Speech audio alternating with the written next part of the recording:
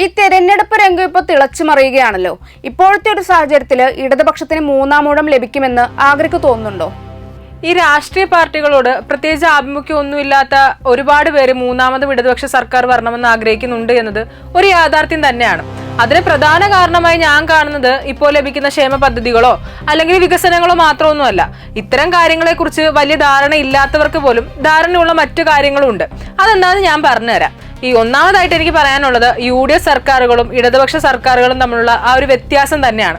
നമ്മുടെ ജനങ്ങൾ അങ്ങനെ പൊട്ടന്മാരൊന്നും അല്ലല്ലോ. ഈ രാഷ്ട്രീയത്തിന് താല്പര്യം ഇല്ലാത്തവർക്ക് പോലും കാര്യങ്ങൾ കൃത്യമായി തന്നെ തിരിച്ചറിയാനുള്ള വിവേകമൊക്കെ ഉണ്ട്. നമ്മൾ കഴിഞ്ഞ 10 വർഷം മുമ്പുള്ള UDF സർക്കാരിനെ തന്നെ ഒന്ന് പരിശോധിച്ച് നോക്കൂ. അക്കാലത്ത് അധികാരത്തിന്റെ ഇടനാഴികളിൽ ഇടപെട്ടത് ആരൊക്കെ ആയിരുന്നു എന്നത് നമുക്ക് അവിടെ കാണാൻ കഴിയുന്നതല്ലേ. സകല ജാതിമത ശക്തികളും സാമുദായിക നേതൃത്വവും ദല്ലാൾമാരും എല്ലാം അരങ്ങുവാണ് ഒരു പഴയ കാലത്തേക്ക്. കേരളം പോകരുത് എന്ന് ആഗ്രഹിക്കുന്നവർ തീർച്ചയായും ഇടതുപക്ഷത്തിന് വോട്ട് ചെയ്യുമെന്ന് തന്നെയാണ് ഞാൻ എന്തായാലും കരുതുന്നത്. ഏറ്റവും കൂടുതൽ അഴിമതി ആരോപണങ്ങൾ ഉയർന്നതും UDF ഭരണകാലത്ത് തന്നെയാണ്. പിന്നെ മറ്റൊരു കാര്യം, UDF കാലത്തെ പോലെ സെക്രട്ടേറിയറ്റിനെ ഒരു പൂരപ്പറമ്പാക്കുന്ന സാഹചര്യം ഇടതുപക്ഷ സർക്കാർ ഉണ്ടാക്കിയിട്ടില്ല എന്നത് തന്നെയാണ്. എന്തൊക്കെ വിമർശനങ്ങൾ പിണറായിക്ക് നേരെ പറയാമെങ്കിലും അദ്ദേഹം ഒരു അവതാരങ്ങളെയും അങ്ങനെ ഉണ്ടാക്കിയ ഒരാളല്ല. അതുകൊണ്ട് തന്നെ ഇടനിലക്കാരില്ലാതെ തന്നെ സെക്രട്ടേറിയറ്റിൽ പോയി കാര്യം പറയാനുള്ളൊരു അവസരം ഇടതുപക്ഷ സർക്കാരിന്റെ കാലത്ത് എല്ലാവർക്കും ഉണ്ടായിട്ടുമുണ്ട്.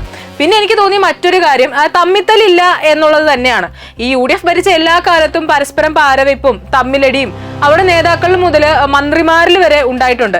ഈ രമേശ് ചെന്നിത്തലയെ മന്ത്രിസഭയിൽ എടുക്കാനുണ്ടായ ഒരു സാഹചര്യവും 5ാം മന്ത്രി വിവാദമൊന്നും നമുക്ക് അങ്ങനെ മറക്കാൻ പറ്റില്ലല്ലോ. പരസ്പരം ചെളിവാരി എറിഞ്ഞ് ആരോപണങ്ങളുടെ ഒരു പരമ്പര തന്നെ സൃഷ്ടിച്ചവരാണ് ഈ കോൺഗ്രസ്സുകാർ.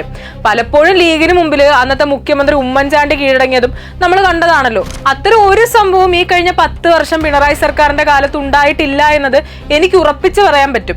ഈ പൊളിറ്റിക്കൽ സെക്രട്ടറിയെ തിരഞ്ഞെടുത്തതിലെ പിഴവ് മാറ്റി നിർത്തി കഴിഞ്ഞാൽ മറ്റൊരു പിഴവും ഞാൻ പിണറായിയിൽ കാണുന്നില്ല. കയ്യടി ലഭിക്കാൻ വേണ്ടി ഒരു ചെപ്പടി വിദ്യയും അദ്ദേഹം കാണിക്കാറുമില്ല. എപ്പോഴും ചിരിച്ച ആളുകളെ പറ്റിക്കുന്ന രാഷ്ട്രീയ നേതൃത്വത്തെക്കാൾ നല്ലത് കർക്കശമായ നിലപാട് പിന്തുടരുന്ന നേതൃത്വം തന്നെയാണ്.